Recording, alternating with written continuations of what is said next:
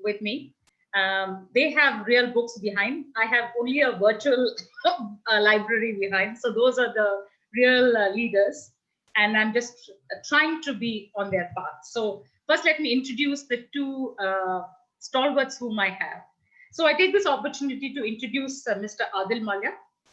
ADIL is a doyen in the field of HR, and he's an alumni of TIS, and also a lawyer, if some of you don't know. He's also studied in the Wharton Business School.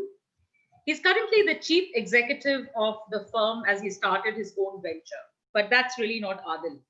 He's very well known in our HR circles. He's a TEDx speaker. He's a leader with really a golden heart, and he's got a lot of fan following, and he's been a mentor to many, including me. And prior to being in the firm, ADIL was the director of Southwest Asia with Coca-Cola, and he was the group president for the entire group of Essar, which was then the heydays of Essar. And of course, it is, so ADIL, thank you very much for accepting this invite and being with us. And I have Rajesh. It's an honor to introduce Rajesh as a panelist. He's a stalwart in the field of HR, and Rajesh is one of the few human resources professionals who's also a banker, who knows his numbers very well. So he is somebody who's been a CHRO for many, many reputed organizations like Capgemini, with iGate, and he's been the group chief executive and the board on Vedanta, and the director HR of Welspun. I remember now Rajesh has decided to hang up his boots, but this is something that he's decided before, and I kept telling him, Rajesh, you have too much to give back to society and to the human resources. But I think now he's decided to go on a new venture, so that's Rajesh. So I will start by asking ADIL, what does new age HR mean to you, the topic? ADIL, you're on mute. Can you hear me? Okay, Rajesh, I'll just turn that question to you. ADIL, yes. Yeah, I can unmute myself now. Please. Can you hear me now? Yes, absolutely. Okay. 1 second, I'm again gone. Da-da-da, da-da-da. Okay.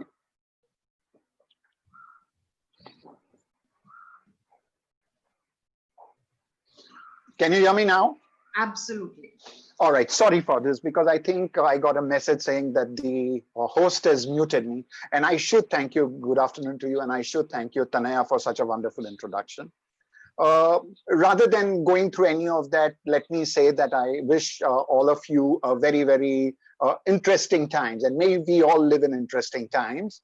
And the story behind this greeting of saying, may you have interesting time, is also very interesting. So apparently, you know, what is interesting and in terms of the change paradigm is very unique, where all the old actually prefer to continue and have status quo, and they believe that anything that is disturbing their status quo is not so interesting. And on the other hand, their young children and the young of the country at any point of time are those who find status quo very, very boring, and therefore they believe that interesting is something that disturbs the status quo and gets into a new exciting zone. So actually, at some point of time, to resolve this conflict, the Chinese, and this is picked up from the Chinese mythology, where the Chinese old wish the Chinese young, may you live in interesting times. That is to say, not that anything very interesting, but to say that may the interesting times not disturb your status quo so badly that you may start being in a state of pain. Now, what I'm going to be doing actually today, and I thought what I would do is share with you a very, very a kind of a framework which I'm very, very comfortable whenever we are talking about change transformation. And that's a kind of framework, even in the current situation, which we have been recommending to some of our clients. And I thought that even at the cost of cannibalizing my business, because Tanaya is such a good friend, I will go ahead and share my format with you so that there is a common learning and there is a common understanding of that framework, which I strongly believe that most of the companies or most of the leaders in any organization, and particularly some of you who are members of faculties who will be training people who in the future will be leading this kind of changes, should be aware of. So in this framework, actually, the organizational transformational journey goes through 4 classical phases. One is called discovery. The second is called the design stage, dream stage. The third is called the design stage. And fourth is the destination stage. So between these 4D stages, there are several sub-stages which are going on, and I will take you through it. In the discovery stage of transformation generally, what organizations do is they try to establish that where are we today before we embark on the change journey. All right, so that's the discovery. You discover yourself. Where are you? What are you doing? How good or how bad is the current situation for you? Now, this situation is when you are in a steady state wanting to transform your organization to a new state that you desire to go to. But now this is a peculiar situation. We are living in this age of the black swan events, and black swan events generally are not events which you generally are able to see. And I'm sure being academicians, you are aware of what the black swan events are. And this indeed is a black swan event. So therefore, we suddenly find ourselves discovering a situation which we had not even anticipated, whilst we had all imagined at a point of time that some such changes would happen. But currently, this situation has prompted us to move into that state very, very fast. From the discovery stage, we have to go to the dream stage, and from dream to design, and from design to the new destination. But in the discovery stage, which is the first stage of transformation, and as I said, uniquely as we find ourselves in this stage, there are 2 situations which we are going to be confronted as leaders. Because whatever we are going to talk about, we are going to say, if we find ourselves in this situation, what is it that we as leaders or leaders of men, how are we going to be leading organizations to move from the current state to where we want to take the organization in the future? Please, for a minute, do not believe that when the world is going to open out, the next day when you go to work is going to be 19th March. All right, it is not going to be 19th March. It is a new world. And even if half the world is wanting to go back to continuity from the state they left it to, that would be a blunder, because the Kumbh Karan has been woken up. And the Kumbh Karan has now realized that the value chain of the organization can be actually fulfilled with a much different design, a much different model in a much different business landscape than to go back into the continuity of where we left it on March 18th. So the first stage is called the twilight zone of obscurity. What happens in this stage when you are in this discovery stage in a situation we find ourselves? It is like the dark ages. Whenever any change of the nature that you are facing, you confront that, the first stage is the stage of the dark ages. Now, even if you look at the history and if you look at the Roman Empire, and after the collapse of the Roman Empire, for 300 years, because the collapse was so heavy, for 300 years, the world experienced what is called the dark ages, and then came in what is called the ages of the Renaissance. So dark ages, when people are absolutely after the impact, in a state of shock, in a state of ambiguity, in a state of fear and collapse, no one knows what to do. They are looking forward for leadership. Everything that existed, everything that is prevailing is not giving the same responses. All the processes, programs, and tools which you are using are actually failing out. And therefore, there is a mass confusion in this stage of discovery. The leader at this point of time is supposed to be not doing anything much, because the leader is equally blinded by the newness of the situation. And therefore, at this point of time, he is supposed to be giving in a certain element of confidence, a certain element of familiarity, a certain element of use my shoulders and talk to me. We will collectively find a way together kind of a situation. And that's the first stage of what we call the twilight zone of obscurity, which is one part of the discovery zone. The second is what we call the zone of sustainance. So as soon as this discovery period is over, and what we are now going to be looking at, that we are trying to unlock the situation, and we are going stages to stages, trying to unlock the situation, that is the state of the zone of sustainance. At this point, you know, what happens is that you cannot imagine. One of the worst things that organizations should do is they should never try to restructure at the discovery stage at all. There is a need to rediscover and restructure the organization, but that comes much later in the dream and the design stage. So if company is going to thinking like, I'm going to cut the organization size, I'm going to not pay salaries, I'm going to take away the leaves and wages, and which is what we keep hearing in the industry, absolutely the wrong thing happening at the wrong point of time. In the discovery stage, there is already such a big anxiety. And in that stage of anxiety, if a leader was to go around doing the restructuring of the organization just to save on a little bit of cost, I promise you, you are supplying oxygen to the toxic part of the body in an operation at a very, very wrong stage of time. And anyone who even understands basic surgery will not do that as a process. So in the zone of sustenance, there are two things that happen. Now, if you know psychology, and most of you would be also professors of psychology, you know, between a physical stimulation, there is an immediate stimulation and an immediate response. But in a psychological state, the immediate stimulation is met by an interim stage called evaluation. And post-evaluation, you come to the stage which is either reaction or immediate state of normalization. So what happens is that it is time for organizations from reaction to response. So there are two things happening in psychology. In the intermediary stage, there is a certain normalization that happens. And after that, there are two situations, reactions and response. So if a person is reacting to the situation, which means he's not thinking about it and he's moving mindlessly into the situation, to response, which is an evaluated action, and that is exactly what happens in psychology of change. And therefore, in the zone of sustenance, the leader is supposed to bring the people of his organization or the people who are going through the dark periods from a state of void to a state of choice. Means generally they start believing, oh God, it is a state of doomsday, we are going to be destroyed, we are going to be over, we are finished, to a state of choice that nothing is over. Maybe we don't go back to that old state, but we are going to go back to the new stage. And there are two alternatives to the human mind in psychology. One is called a trivialization, and the other is called terribilization. Trivialization means you will find people who will say there is nothing, no problem at all. This is all overdone. This is all political gimmickry. You know, this is Chinese domination over the world economics. Trivialize it. And the other is on the extreme end of it is called terribilization. Terribilization means, oh my God, we are over. There is nothing remaining. Whole business is going to collapse. India is going to die. World is going, this is Armageddon. We are going to all die. It's going to be over, destroyed.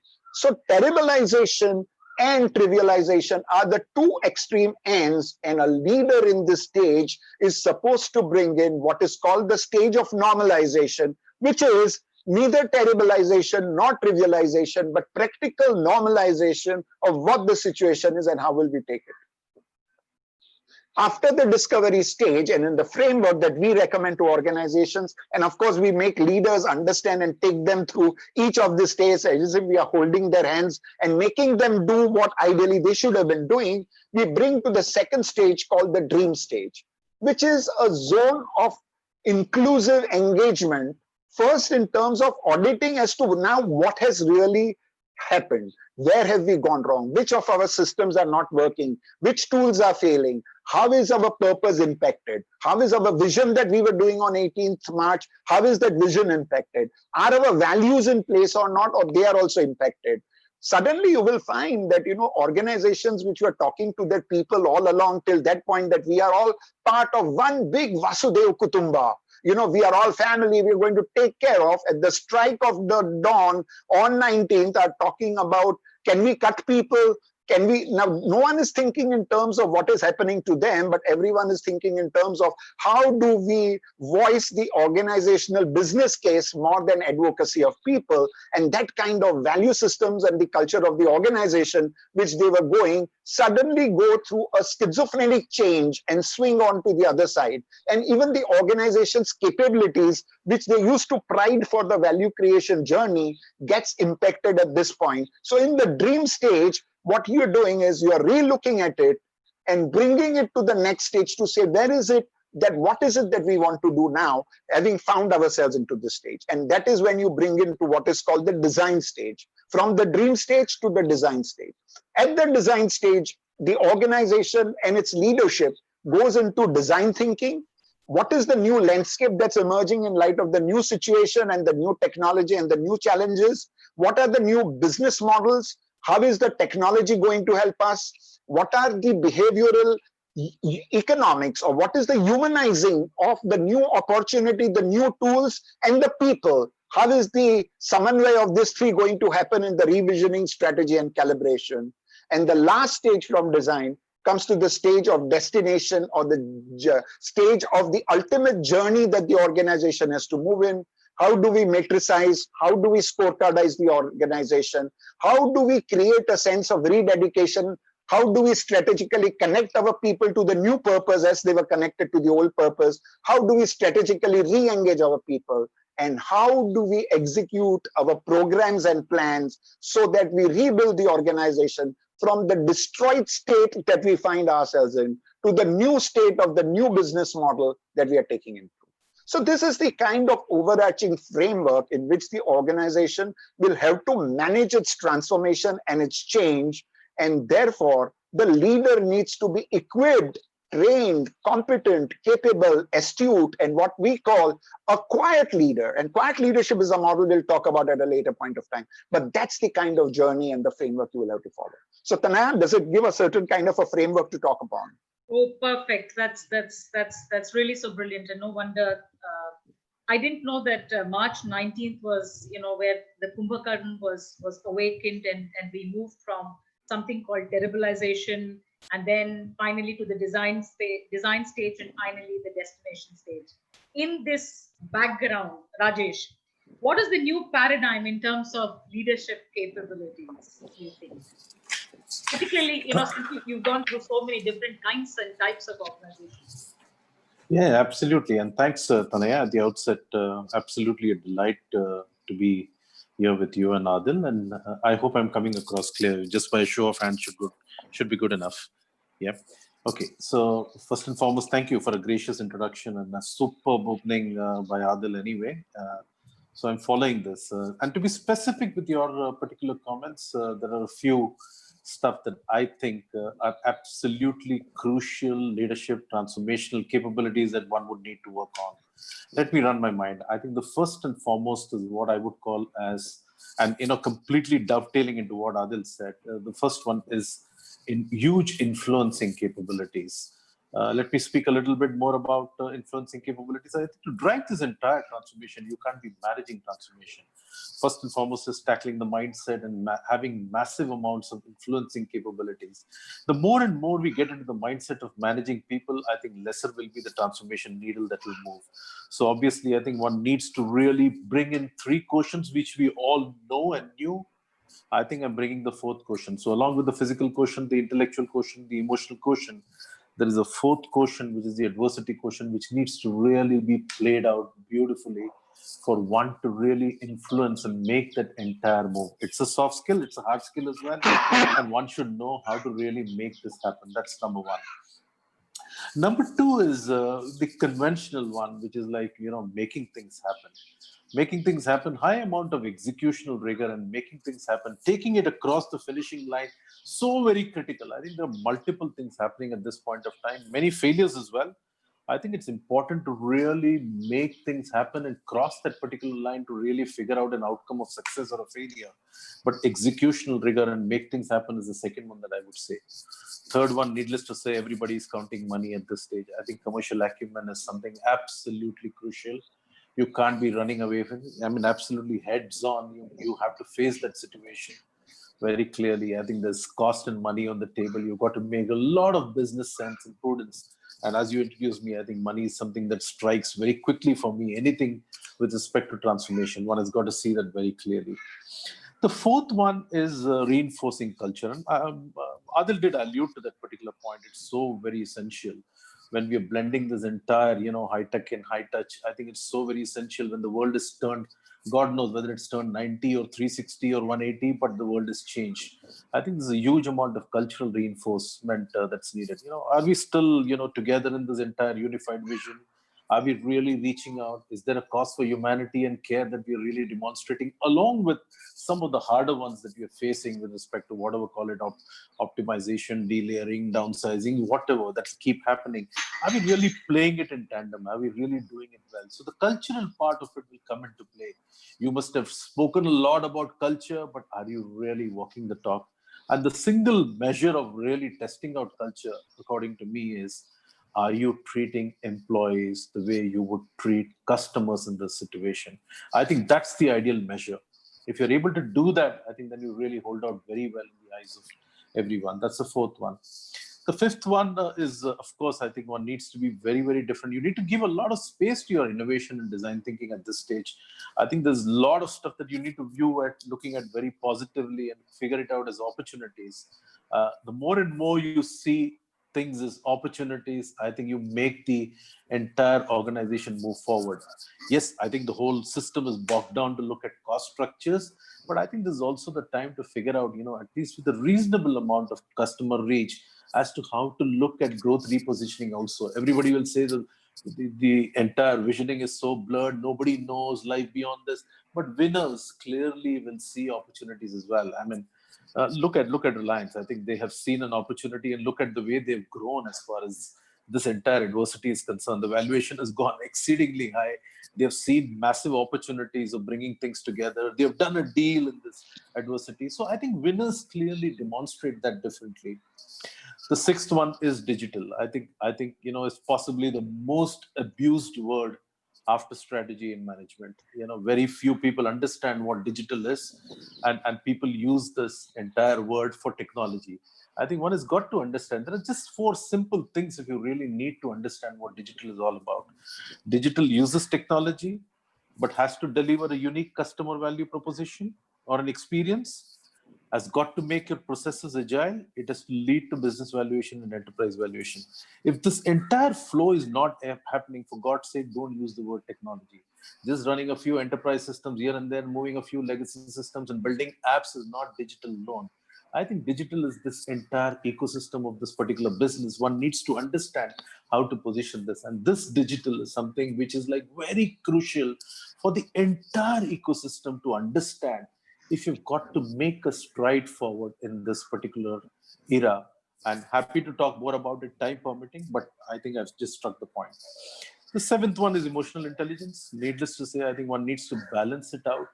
A huge amount of emotional intelligence that will need to be relayed across the organization. I keep calling it like from the chairman to the workman. Everybody needs to understand this part of it, how to really play out everything together, how to really bring out your emotions and behavior at the same time, very significantly, at the same time, making it very emphatically and also result oriented, business sense. I think so many things will need to be factored. So I think emotional intelligence possibly is at its peak of need.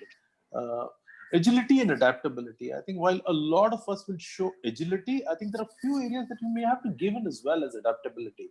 I think Adil beautifully outlined those four, D's, and in that he brought up. I think that many situations will also tell us that, just be at peace with yourself. I don't think this is the time to be fighting ourselves.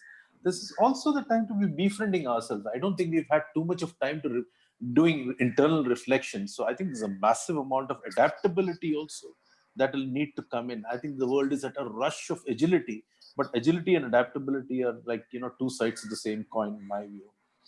The ninth one is hard skilling. I think a lot of us have been talking about development across for leadership. I think, and I fundamentally have been, challenging this. I think this is the time to expose leadership to hard skilling.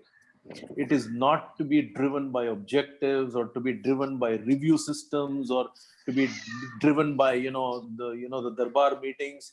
It's a very different kind of world. So you need to really drive this through hard skilling.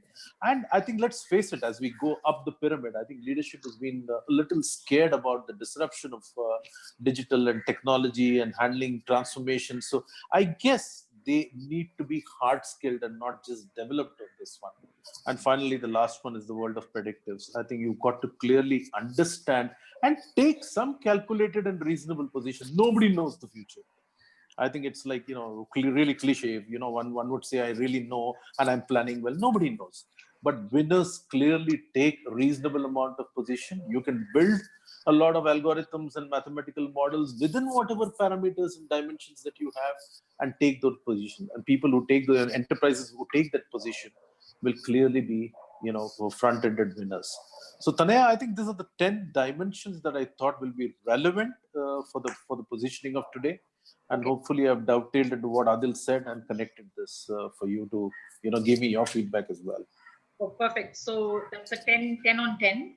So on one side, we're talking of digitization, we're talking of emotional quotient, and we're talking of hard skilling. On the other hand, Adil, you mentioned that, there are pay cuts. The same Reliance that we spoke about is also planning to have pay cuts for some of its division, the hydrocarbon division, may not be the other ones. So in this scenario, Adil, what percepts will the new culture have to reflect in order to succeed in the new business landscape, which nobody really knows? So, Tanaya, before I answer your question, because we are also into a kind of a common jam session between Rajesh and us, and the idea is a collective learning for the group.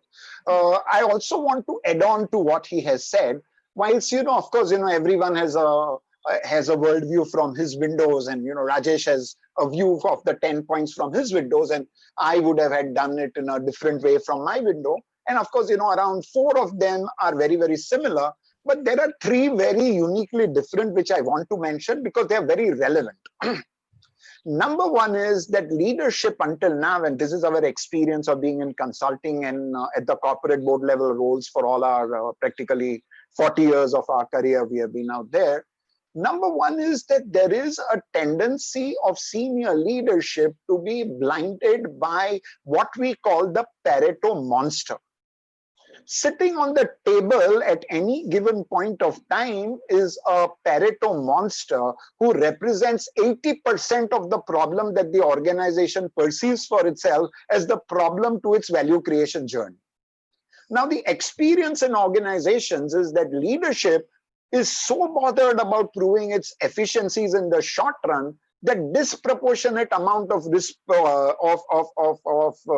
resources, disproportionate amount of time, disproportionate amount of energy is put in to resolve that Pareto analysis, and actually no energy is put in to resolve those small nascent problems which at a given point of time compared to the Pareto monster are looking nascent, but have the potential to one day grow into those big black swan events, which when they were small could have been resolved at half the time and cost, but because of the sheer negligence have grown to become the big problem. So the leadership maturity of trying to balance out its energies, resources, and focus on solving the problem is disproportionately high for a Pareto monster compared to a potential black swan contributor, which is one of the things the leader of the future will have to be mindful of.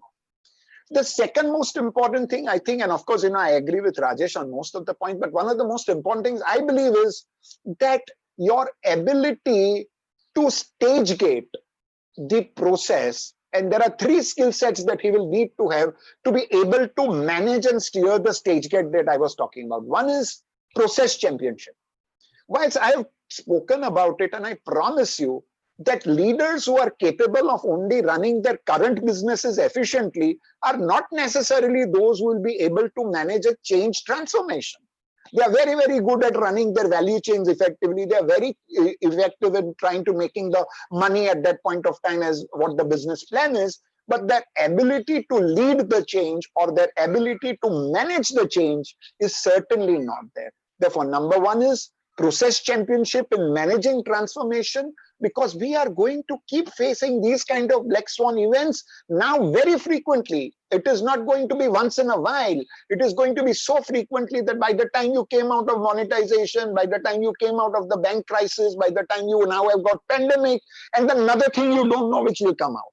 So therefore, your process championship in managing change, your maniacal drive, and your resilience, your ability to rise like a phoenix because you are working on an undefined territory, not that you also as a leader or the organization knows the answer, and you are bound to falter. At that point of time, your ability to rise like a phantom and once again go on to the journey is very important. So everything Rajesh said plus these 2-3 things.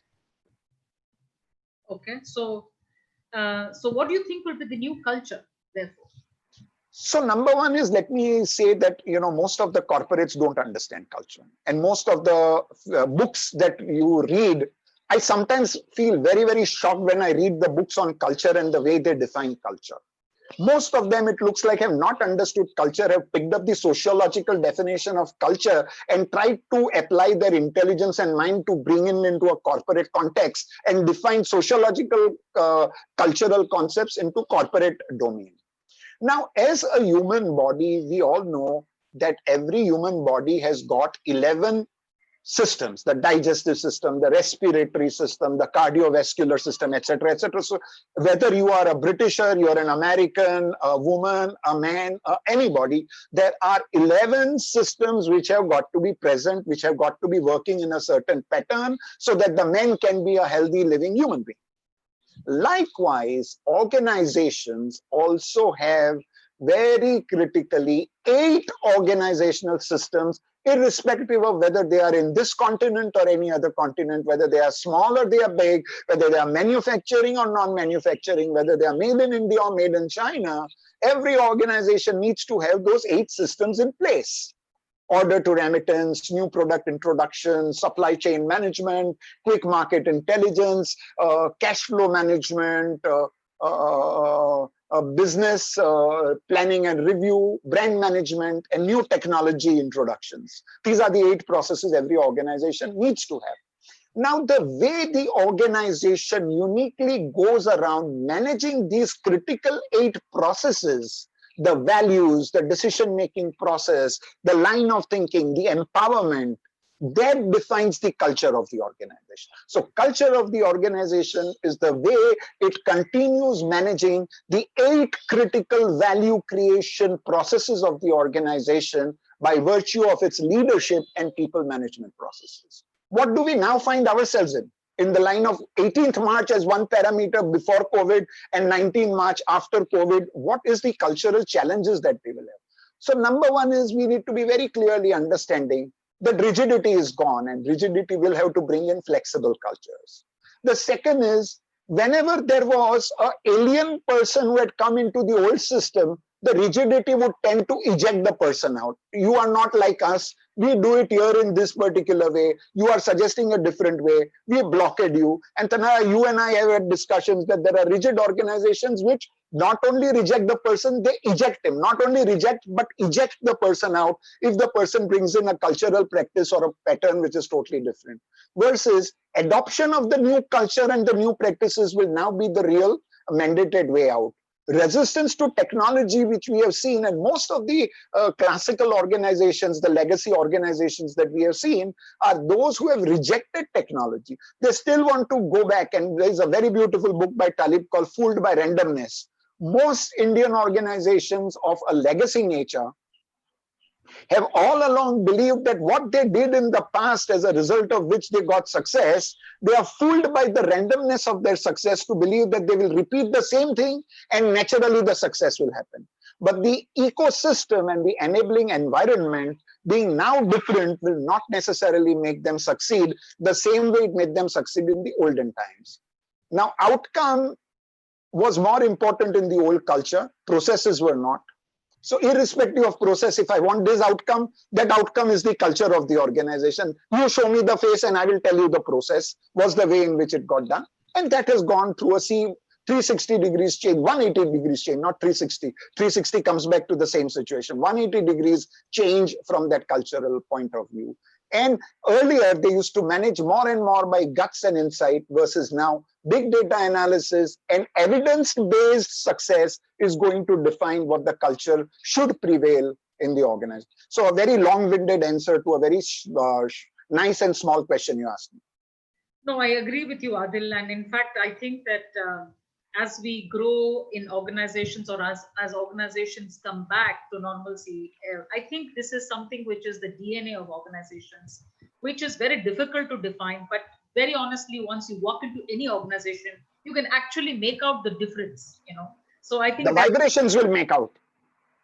The sheer vibrations that are prevailing in the organization when you walk will tell you the culture of the enterprise. Absolutely. And that's really, how one is able to rise, or one is able to, the system ejects it out. So that's really what it is. Okay, Rajesh, coming back to you. So what do you think is the, in this entire bit of culture, what is the role of learning to build the new organization? Because it requires a different skill sets. And you did speak about, digital creation. You did talk about building new capabilities. You talked about hard skilling.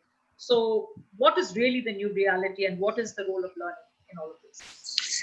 I think the learning organization right now is possibly at its biggest metamorphosis of change.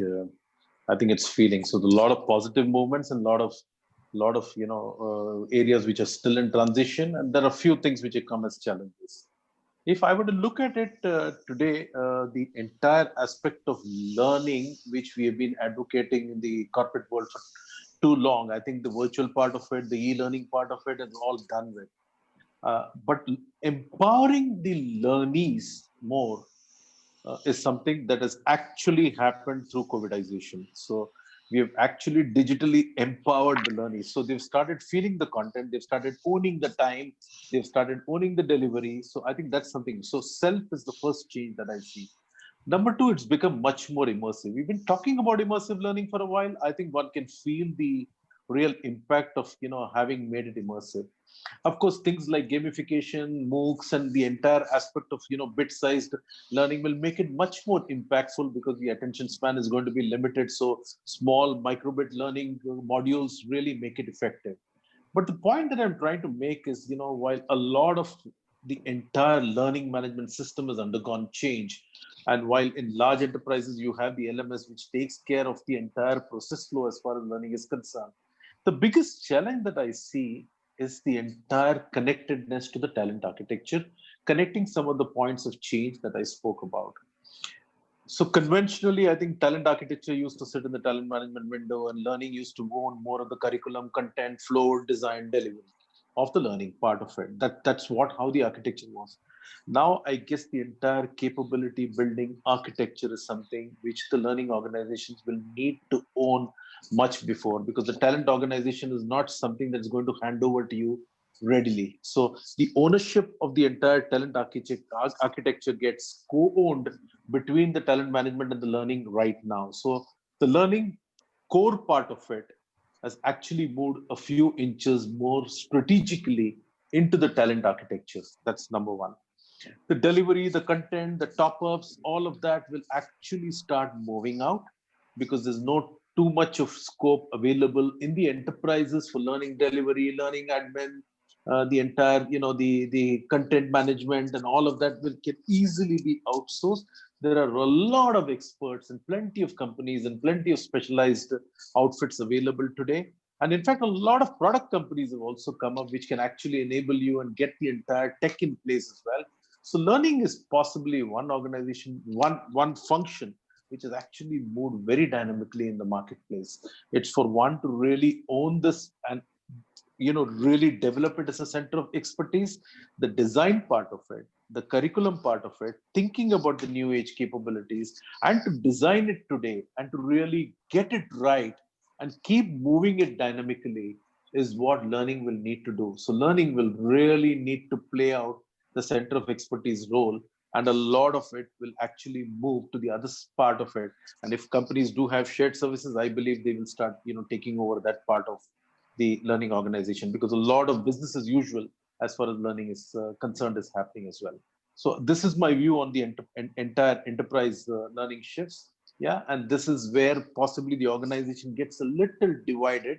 Yeah, and they will need to go through this entire change. Happy to talk more if you need. Yes, sure, Rajesh. In fact, my experience is that, with this change that's happening around, what is happening is a lot of reskilling is, needs to happen, because the entire world of what we were in is changing. So therefore, a lot of reskilling, a lot of, trying to unskilling or rather unlearning and ensuring that, one moves up the ladder, because you see the environment is changing. You just said, the digital is so different. So I think the entire learning piece is going to undergo a rapid change. So Adil, in this background, in the VUCA world of today, how does one attempt at making really a people strategy in sync with all of this? And what do you think are some of the critical tenets? So whether it's technology, non-technology, it is very, very important to understand that people will continue to be the prime centrifugal force around which organizations' value creation journeys will exist.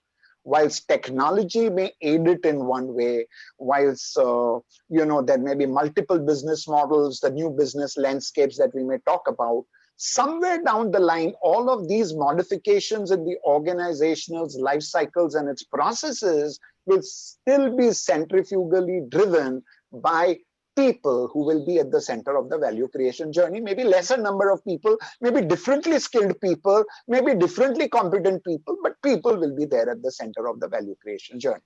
Now, there are two very, very important things, and I will be also touching a little bit on the learning organization, as my friend Rajesh has said, and he has so brilliantly said all of that. So number one is that most people in organizations mistake learning to be training. And they, HR departments, Tanaya, between you and me, is the only department in the world which has created value for itself by changing its name.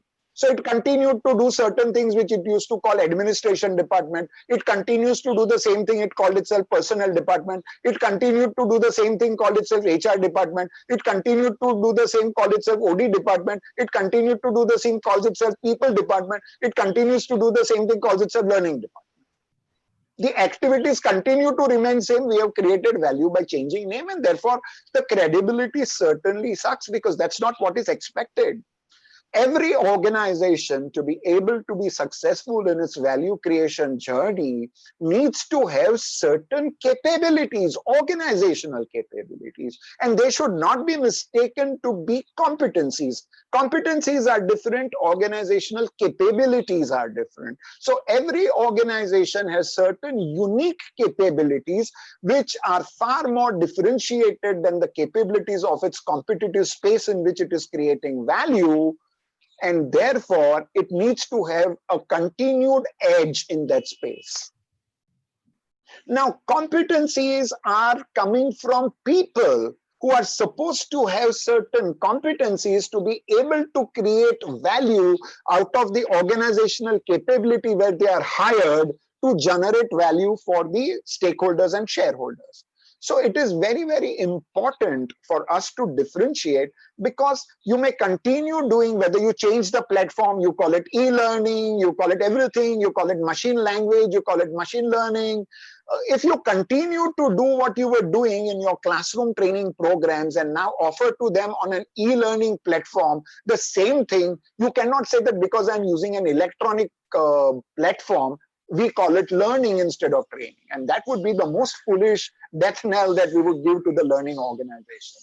So therefore, that recognition that when change is happening, when organizations' paradigms are shifting, and in the new paradigm, organizations require a new set of capabilities at that point of time, whether the organization now needs to hire new people, whether it needs to strategically engage its existing people differently, or it needs to get new sets of people. And how do you build the capability, competencies of the individuals so that the new capabilities that the organizations require are all going to be available for the organization to create value? So in fact, Tanaya, we have jocularly also discussed, and in most of the articles I have said, and then this is more of a joke than anything else, so don't take me at my hubris or something. In a changed organization, an organization which has agility, which has drive, which believes in innovation, and which believes in learning, ADIL, which coincidentally happens to be my name, if the organization has ADIL, you'll be able to succeed.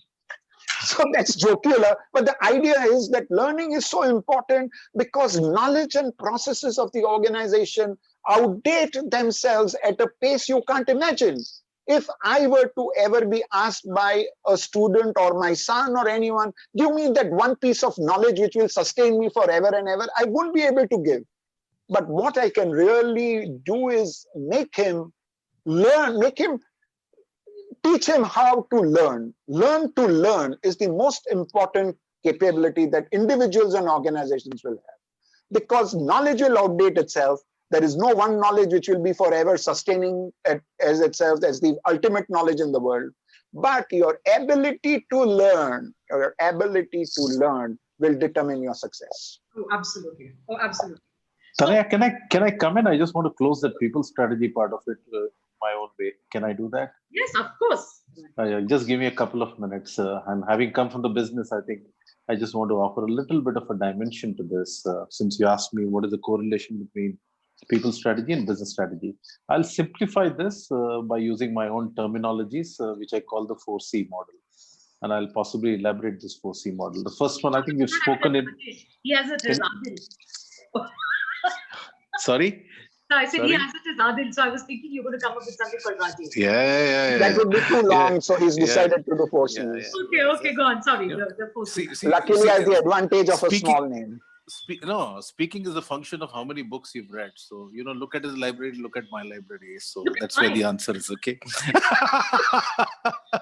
That's why we made you the moderator. Huh? He said that, okay, you keep quiet now because you know far too much. Anyway, so coming to the 4C model of people strategy, I think the first and foremost is the culture part of it. We've spoken a lot about it, but how do we really reinforce values? How do we recognize, support, reach out, balance this entire humanity, care along with business? That's the culture part of it. We've spoken enough. I really don't want to spend too much of time. The second one, again, we've spoken a lot, which is the capabilities. But I want to add a little bit of a dimension to it by cutting the entire organization into 3 levels. So at the lowmost level, I think there's a lot of base level skilling, which has got to be connected with tech literacy. I think so. I'm getting a little practical now from a business standpoint, number one. Number 2 is at the middle level, you really need to manage the tech and touch, because they're going to manage people and they're going to manage tech change as well. So you need a right blended model at the middle level.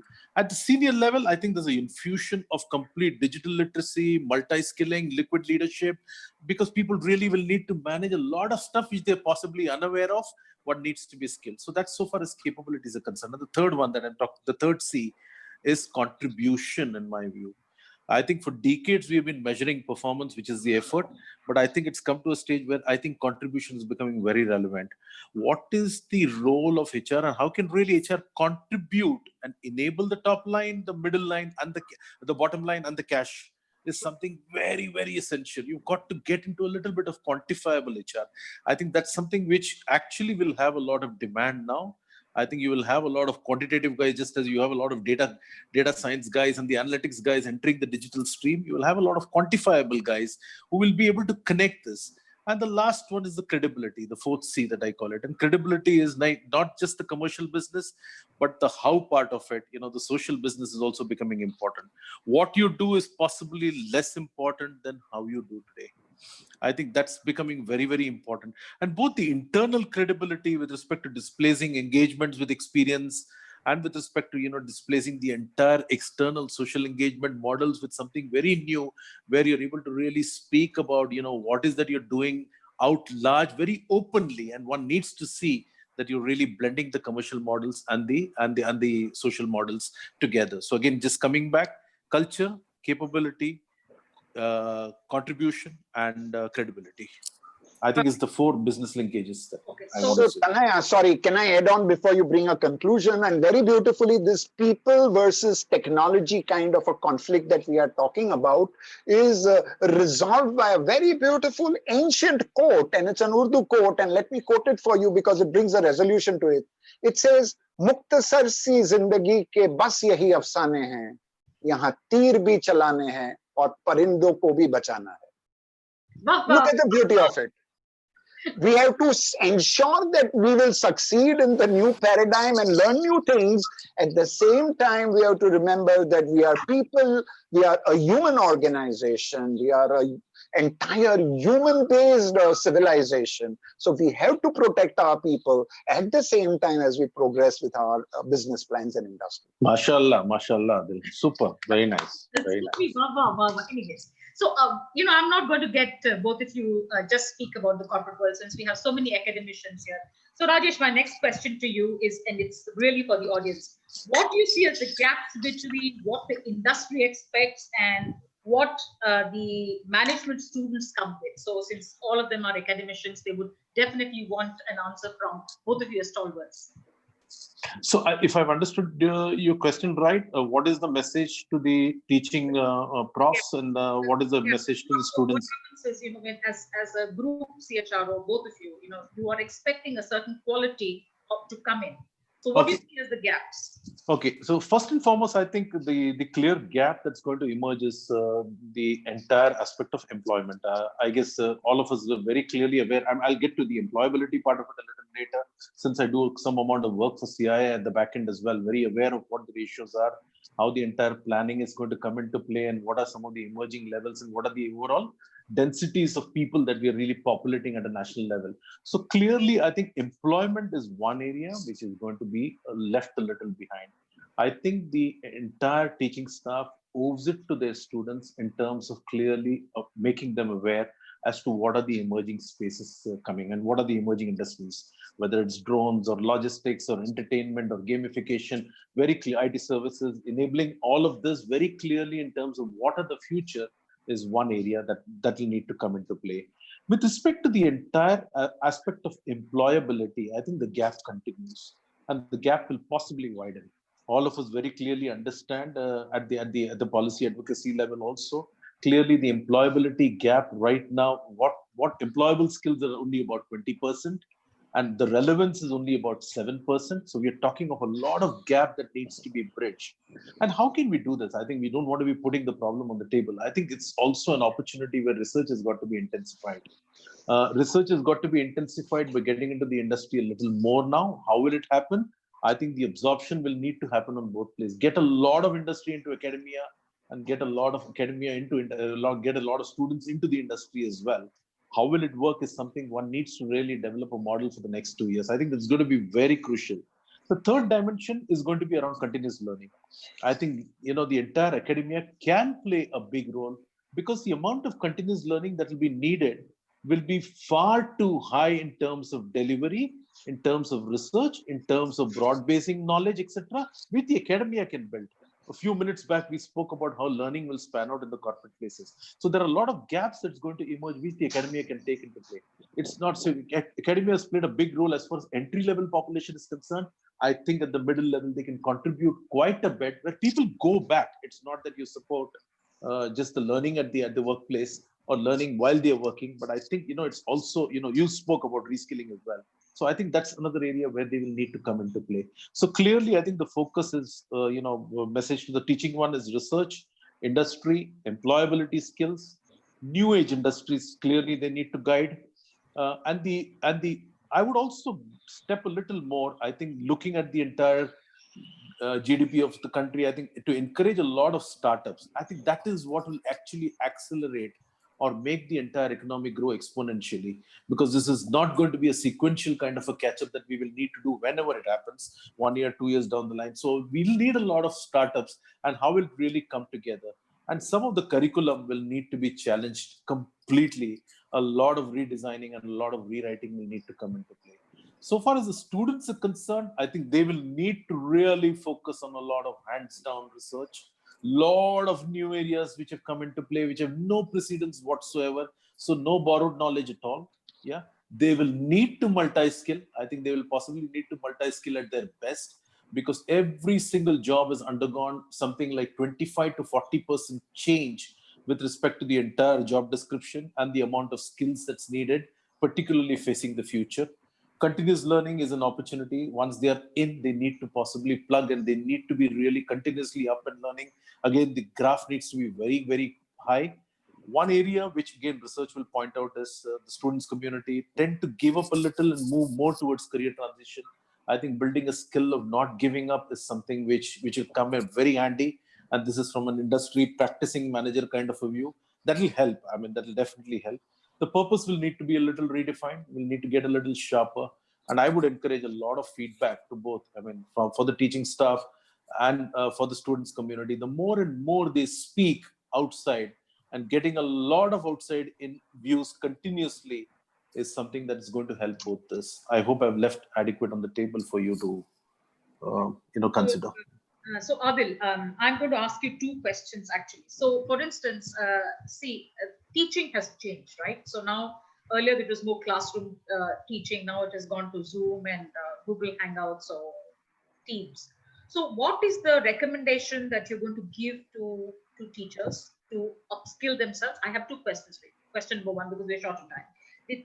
The second is, how do you ensure institutions build employability and employment? So Tanaya, my classical answer, and Rajesh has, in a way answered even this question. He said it so well and so beautifully that it couldn't be far more different than what he has said. But it is very important to understand that you cannot win wars of tomorrow with weapons of yesterday or soldiers readied for a battle of the yesteryears to fight a battle of the future. So as simple as that, if we believe that we have just gone on Zoom or on Microsoft Teams and we are continuing to give the same syllabus to them and we continue to do the same classroom sessions now on a different platform, and by virtue of that we believe that we have got digitized, let me just tell you, we are just, what is the Don Quixote quote? It says you are just shooting at the windmills, because it is not even touching the reality of what it is. So I believe that teachers and professors are so important in the whole game that unless they will pay and play their game right, the future of the entire journey is not going to be successful. So the most important thing is that industry should come and work very, very closely to upskill the teaching faculty about what the realities of the battle on the battlefield are about, because they are supplying to you the soldiers who you are using for fighting the battle in the markets. Now, if they themselves are not familiarized, they themselves are not familiar with the tools, the techniques, the methodologies, the ways we work, so it is for our own good that we work along with the academia, and I work along with so many at TIS and all the other institutes. We need to work so closely with them to upskill themselves and then work on the curriculum so that they are ready to be able to give the products which can deliver value to us. But just to say the products are not measuring up is, well, we are not in a restaurant that, we are ordering and they are supposed to give us. That doesn't work. Okay. So now, Rajesh, now with Gen Z who are entering the organization, the Gen X, and you have baby boomers. So what does academia build around these competencies? So the question is, how does academia teach? How does academia deal with with Gen Z? No. See, you are going to, as corporates, we're going to have Gen Z coming in. And okay. You also have baby boomers. So what do academicians really, how do they train their people to make them more future ready, more adaptable to the corporate world? I think I'll give the benefit of this to, the industry readiness needs to be much more than the academia side. I think on the academia side, I think, we've spoken a lot about how to, give the new age skills. But yes, one thing we all realize is the entire aspect of the attention span and all that, smaller elements that we're coming into play. The biggest element for the entire enterprise success and the academia success is going to be coexistence. We've got to be very, very mindful about it.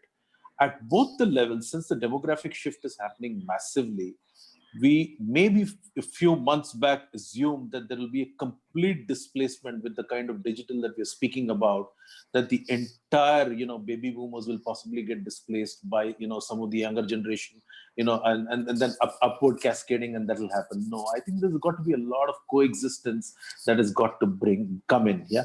So the entire mindset of inclusion, that one needs to really coexist and not keep just rolling out, red carpets just for Gen Y and Gen Z and saying that this space does not belong to, the older generation. I think that entire racism in the corporate world will need to come into play. And I think when this Gen Y and Gen Z, possibly Gen Z, get into the workplace, they've got to be a little mindful about how this is going to happen, because 5 generations are going to work together, and the 6th generation of the machines as well. So 6 generations together of coexistence will call for huge amount of maturity and adoption and agility, and there's got to be a lot of flow. While I did speak about, digital literacy not being at the top, and digital literacy will need to flow through reverse mentoring, there's a lot of wisdom, care, and humanity that also flows from top in terms of experience. I think there's a sweet spot somewhere in between, and one will need to find. So I wouldn't put the entire stuff just on the academia. There's a lot of ownership on the industry side as well, and one would really need to do something together. And Adil spoke a lot and beautifully about the culture part of it. I think the culture will be at its test, at its best and test, when Gen Z really enters the workplace and when they start maturing up. They bring a lot of exponential value, but I think inclusion at the corporate level, at the industry level, and for them to really respect and believe that there's going to be a strata of people who are going to be really adding a lot of value to life and not just to work, I think will be the spirit of success. Okay, so we really don't have much time. I have one question from Devi Nair. He says, how can a company ensure the overall welfare for their employees in the work from home mode? This is the question from Devi. And I think actually we should use this opportunity, Tanaya, to push this question on to you, because just moderating is not going to be useful, and you as a successful professional, and particularly a successful one like the way you are, you should be answering this question. Today I am the moderator, so today I have the chance of asking both of you. No, you can, but please, I think you should contribute with your experience. What do you believe? How can the work from home be made more effective? Look, I have worked with Accenture, so I have worked for 3.5 years. So the work from home has actually become passé. It's called telecommuting. As all you have to do is pick up your laptop, desktop, phone, because gadgets are becoming lesser and lesser. So even the allowances that people are giving out is become so much different. So today you have for modem allowance, you have for the chair, whether it's ergonomically designed. So I think organizations are seeing that change. In fact, they're wondering how it's going to be, because if you look at companies like Accenture, or for that matter Cap, a lot of them are encouraging the work from home. Even today, Indian organizations are encouraging the work from home. So so the things are changing. So like Adil was saying, from March 19th till now, I think it's been a complete paradigm shift. So that's my thinking, but you're the expert, so go on. So today I'm not the expert, I'm only the moderator, the poor moderator today.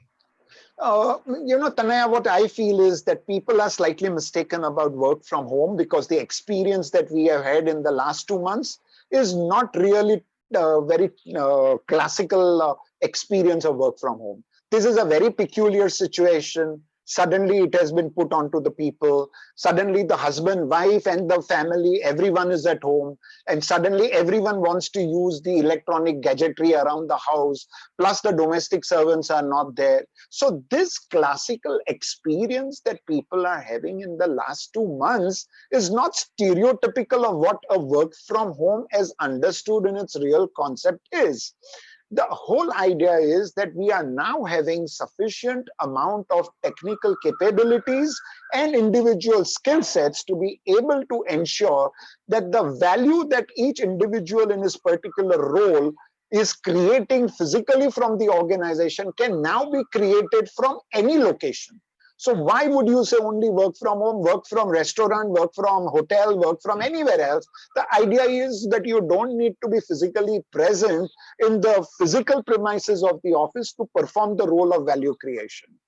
How organizations can make it real is, of course, this situation will change, and organizations will become far more efficient once they realize that they don't need to invest money in buying huge infrastructural facilities like buildings and offices, do them up, spend electric bills, have people traveling distances, and not be able to do. There will have to be certain structured policies which will regulate the work from home. And you don't need to, as I have seen most of the people trying to do this, every 15 minutes, the managers are calling up people to say, are you there? Have you done it? This is not how it works, but because it is the newness and lack of experience of working that these experiences are there. If you structure yourself, write out a proper policy, be more magnanimous, understand what is the purpose, and remember that if you keep watching time, you will get time back. If you look and focus on trying to create value from the people, you will get value back. Don't look at how many hours he's clocked in. Agree, completely agree. Rajesh, you work with Gap, you work with technology companies. Yeah. So I've worked on multiple industries. So very clearly, I think, I don't want to repeat what both of you said. I think you've covered a lot of ground. There's got to be a lot of compassion on the organization side, not to fill up an employee's day's timetable. I mean, just because somebody has got 8 hours and 9 hours, you just fill it up with slots is being a little insensitive and is not the right way. And I fundamentally believe and practice that work is a subset of life and not the other way around. Not only in situations like this, one has got to really respect. And it is perfectly right for people also to stand up and say, I'm busy, I've got to do my stuff, or I've got to, something to cover this particular time.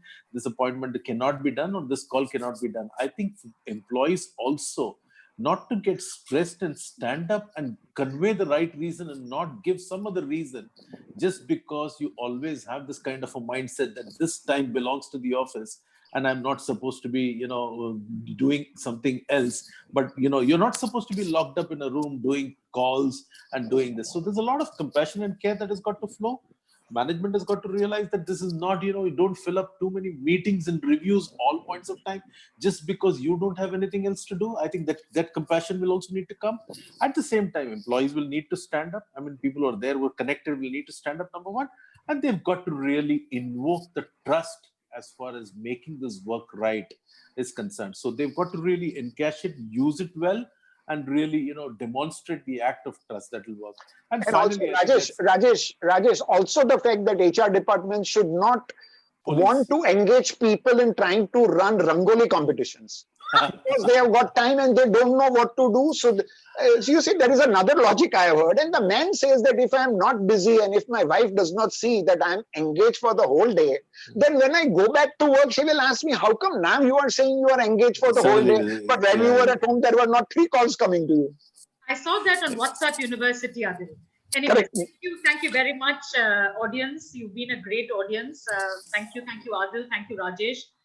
If Adil is not speaking like this or not consulting, he's normally doing a lot of doodles that you can catch.